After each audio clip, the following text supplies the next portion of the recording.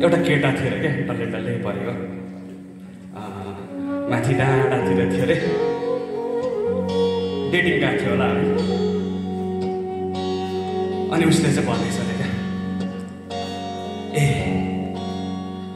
आकाशमा कुद्छ बादल, घर चाहिँ त्यसको सागर,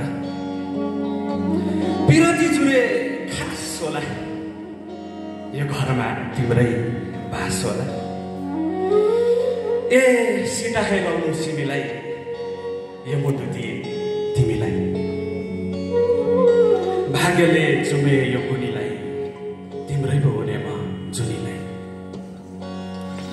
डल्ली डल्ली परेको केटी पनि कहाँ कमी होइन, उसले पनि भन्दैछ अरे, ए फोक्ताङलुङमा भाकेको छौ, फोक्ताङलुङमा भनेको चाहिँ हिमाल रहेछ अरे।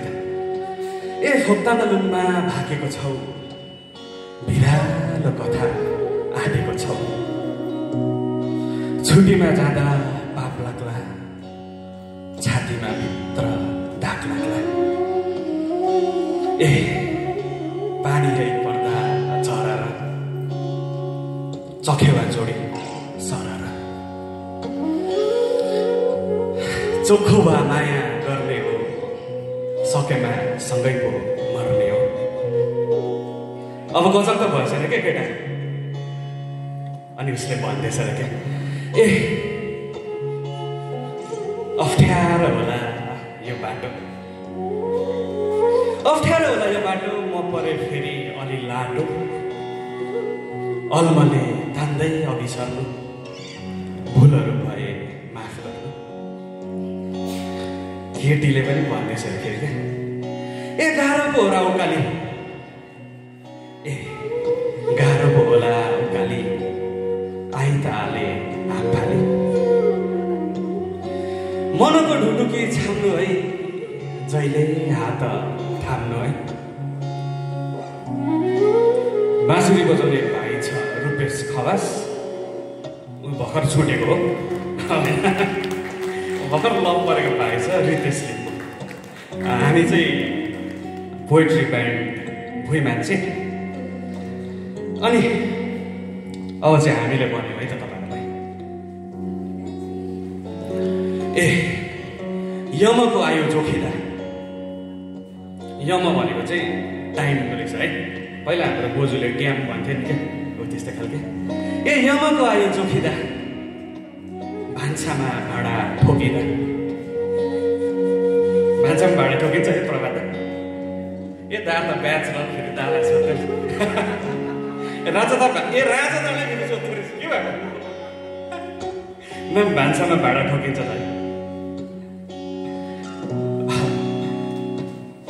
माया पनि त घर हो होइन।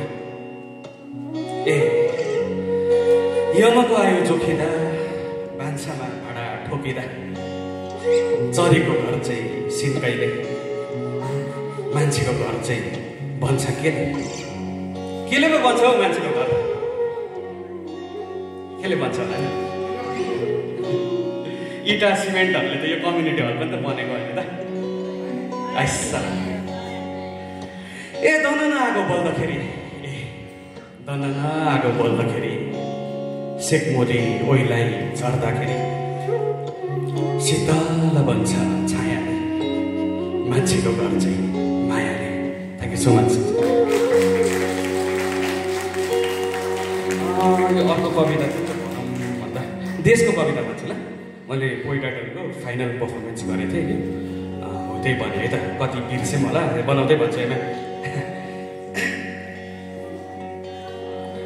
हाम्रो बोजू मर्नै मानेन, हाम्रो बोजू मर्नै मानेन, हामीले जस्तै घिटघिटोमै बाँच्ने बानी थियो उसलाई। एक शताब्दी जस्तो घरको मूल खाँबोलाई हेरि बसेपछि एक दिन बोजूले आफै भने, ओइ डल्ले म मर्छु ल अब। त्यसपछि म दौडेर बाहिर गएको, यही हत्केलाले एक मुठी माटो उठाएको, अनि माया गर्दै बोजूलाई उसको माटो खुवाएको।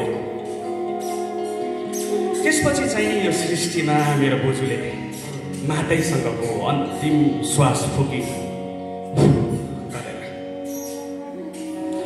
सुन मानचित्र बनाउनेहरू,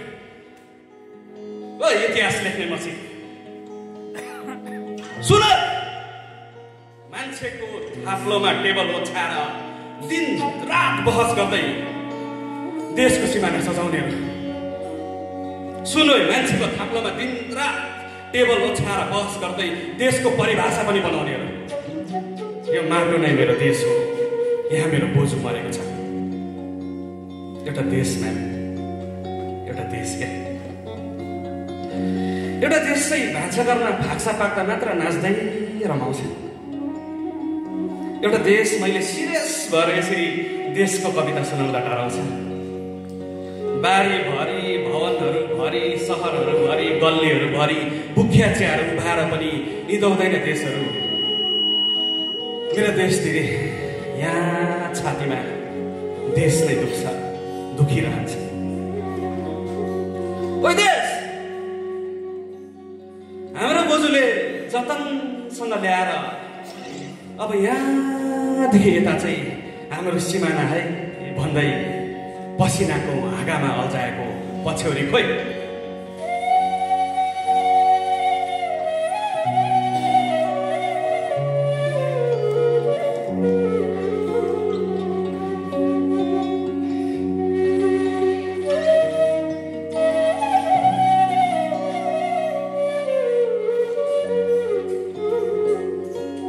गीतहरू पनि देश हुँदो, गीतहरू पनि देश हुँदो, जहाँ उसको नाखको डुङ्ग्रीले फलेदो डाँडामा लिङ्गेटिङ खेल्दो हो, जहाँ उसको रोपाइको गीतले उसकै हिलोको बासना बुझ्दो हो, अनि सयौं थुङ्गा फुलहरू एकै बोको भई लजाउँदो हो। मेरो देश चाहिँ सन्दीप साथी, मेरो देश चाहिँ बराजुको च्यानमा उभिएर नारा लगाएको छ, उसको रगतलाई न्याय देऊ, उसको रगतलाई न्याय देऊ, उसको रगतलाई न्याय देऊ। त्यसलाई गीत गाउने सुख छैन। सपनाहरूको पनि त देश हुँदो, सपनाहरूको पनि देश हुँदो हो, जहाँ अक्षरहरूको एउटा आवाजहरूलाई यसरी सपनाहरूकै नाममा फेरि खडा गराइदियो। अनि फेरि सुनाउन पाउँदो हो एउटा देशै भएको कविले सेन्टी भएर मैले जस्तै देशकै कविता। मेरो देश नि दिदी, मेरो देश छोरोको कानमा खुसखुसाइरहन्छ। यो घरमा हाम्रो पुर्खाको रगत र पसिना छ, जहाँ मर्ने बेला चुला ढुङ्गाको सिरानी लगाएर मेरो आमा गनगनाइरहन्छ, हामी माटोसँगै आएको, हामी माटोसँगै आएको, हामी माटोसँगै आएको, हामी माटोसँगै आएको। अनि कसम फर्केन हौ त्यो दिन मेचीको पुलबाट इन्द्रबहादुर राईको चखेवाहरू पनि। एउटा देश चिङ्से आँखा उगारेर थोते हाँस्छ। के जति दिवसहरूमा झन्डा बोकेर मसिनो मसिनो कुराको पनि त हो नि देश अरे रचिता, मसिनो मसिनो कुराहरू पनि त हो देश। मेरो चिम्से देश पर्खिरहन्छ मेरै देश बन्नलाई। म पनि यो देश हुँ भन्दा मारिएको दाजुको लासहरू लिएर। ओइ देश, तेरो मुङ्गुरो खोइ, आइज हे मसँग चाम्रा कुट्न जाउँ। ओइ देश, थ्याङ्क यू सो मच।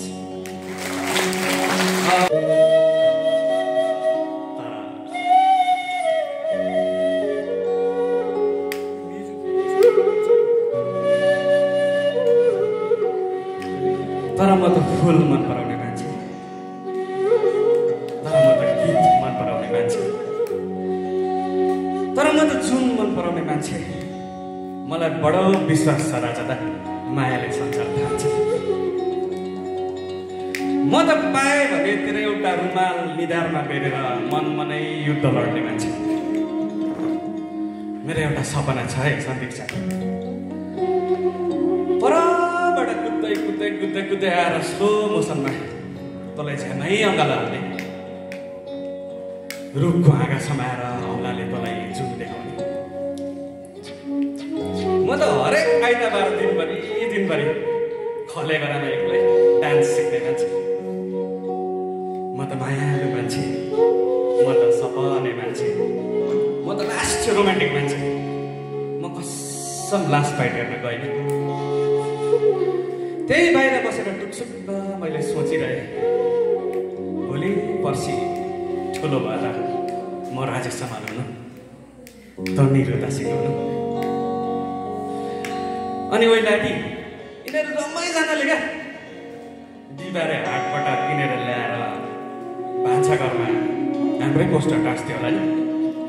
5 रुपियाँमा नाथे 4 आना पनि नपुग्नले सपनाहरू वास हुँदो रहेछ। थ्याङ्क यू सो मच हजुरहरू सबैलाई।